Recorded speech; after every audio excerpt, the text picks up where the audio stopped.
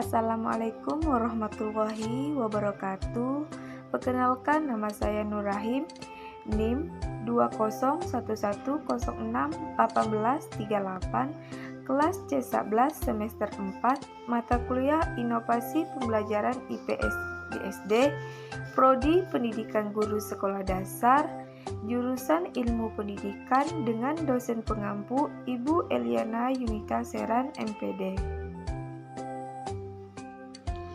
Sebelum saya masuk kepada materi saya ingin mengkaitkan terlebih dahulu judul materi presentasi saya di dalam kelas dengan jenis pendekatan pengelolaan kelas.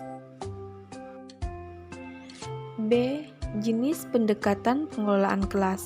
Seorang guru yang profesional harus mengetahui permasalahan yang terjadi serta mampu memecahkan masalah tersebut.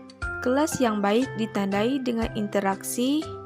Interaksi yang baik bergantung pada pendekatan yang guru lakukan sebagai bagian dari pengelolaan kelas yang efektif. Dalam jenis pendekatan pengelolaan kelas itu dibagi menjadi 10 pendekatan. Yang pertama itu ada pendekatan otoriter. Dalam pendekatan otoriter ini, pengelolaan kelas bertujuan untuk mengontrol tingkah laku peserta didik sesuai yang dikehendaki oleh guru. Peran guru dalam pendekatan ini yaitu menciptakan dan mempertahankan kedisiplinan peserta didik. 2. Pendekatan intimidasi. Pendekatan intimidasi ini juga bermaksud untuk mengontrol tingkah laku peserta didik selama proses pembelajaran. Namun, perbedaannya pendekatan ini dilakukan dengan cara memberikan ancaman kepada peserta didik. 3. Pendekatan permisif.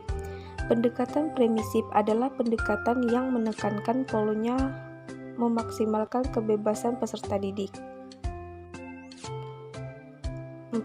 Pendekatan interaksional. Pendekatan interaksional adalah pendekatan yang mendasarkan kepada pendirian bahwa pengajar yang dirancang dan dilaksanakan dengan cermat akan mencegah timbulnya sebagian besar manajer kelas. Pendekatan ini berpendapat bahwa pendekatan yang dapat dilakukan dengan efektif adalah hasil perencanaan pengajaran yang bermutu.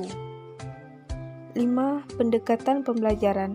Pendekatan pembelajaran ini didasarkan pada suatu tanggapan bahwa dalam suatu perencanaan dan pelaksanaan akan mencegahkan munculnya masalah tingkah laku anak didik dan memecahkan masalah itu bila tidak bisa dicegah. 6. Pendekatan resep. Dalam pendekatan resep ini berbentuk rekomendasi yang berisi daftar hal-hal yang harus dilakukan atau tidak harus dilakukan oleh seorang guru apabila menghadapi berbagai tipe masalah manajemen kelas. 7. Pendekatan perubahan tingkah laku. Dalam pendekatan perubahan tingkah laku perlu didasarkan pada prinsip-prinsip psikologis. Prinsip utama yang mendasari pendekatan ini adalah perilaku merupakan hasil proses belajar. 8. Pendekatan sosio-emosional. Pendekatan ini dibangun atas dasar bahwa pendekatan yang efektif tergantung hubungan yang positif antara sesama peserta didik maupun guru dengan peserta didik. 9. Pendekatan kelompok. Dalam pendekatan kelompok membutuhkan kemampuan guru dalam menciptakan momentum yang dapat mendorong kelompok-kelompok di kelas menjadi kelompok yang produktif. Yang ke-10, pendekatan elektis atau pluralistik. Dalam pendekatan elektis ini menunjukkan pada suatu sistematik dalam konseling yang berpegang pada pandangan teoritis dan pendekatan yang merupakan perpaduan dari berbagai unsur diambil atau dipilih dari beberapa konseling serta pendekatan. Di sini saya memilih tematik kelas 2, tema 1 hidup rukun, subtema 2 hidup rukun dengan teman bermain, pembelajaran 1. Apakah kamu sering bermain bersama temanmu? Bagaimana sikapmu ketika bermain bersama temanmu? Apakah kamu dapat bermain dengan temanmu jika tidak rukun? Udin mempunyai banyak teman, ada Edo, ada Lani, dan banyak lagi.